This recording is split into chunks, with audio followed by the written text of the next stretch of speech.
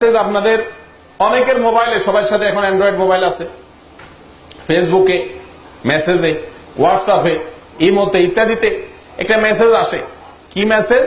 অনেক মেসেজ আসে। এর ভিতরে একটা আমার নজরে পড়ছে যে ভাই, এই মেসেজটা যে মদিনা থেকে নবী করিম সাল্লাল্লাহু আলাইহি ওয়াসাল্লামকে স্বপ্নে দেখছে, উনি বলছেন এটা এটা করতে, এটা এটা করতে, হান হান করতে, তান তান করতে স্বপ্নে দেখছে, এই কথাটা যদি আপনি 10 জন মানুষের কাছে আজকে প্রচার করেন তাহলে এই কয়দিনের ভিতরে আপনি একটা সুসংবাদ পাইয়া যাবেন।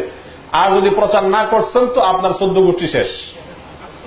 এই জাতীয় একটা মেসেজ আপনারা দেখছেন নি? আচ্ছা, মিথ্যা, ইসলামের নামে মিথ্যা এবং ভুয়া একটা জিনিস প্রচার করছে। আমি অনেক ভালো ভালো মানুষ জানতাম, ভালো ধারণা ছিল, অনলাইনে পরিচয়, এরকম মানুষকেও দেখি এই মেসেজ পাঠায়। তো এই লোক একটি বিদআত, ইসলামের নামে একটি ভুয়া জিনিসকে প্রচারে যদি সে লিপ্ত হয়, তো ওই যে 10 জনে পাঠাচ্ছে, 10 জন কত 10 জন যাচ্ছে, এ সবার গুনাহগুলো তাদেরটা তো তাদের আছেই, আপনার আমল নামে এক্সট্রা হিসাবে জমা হচ্ছে। আল্লাহ তাআলা আমাদেরকে হেফাজত করে।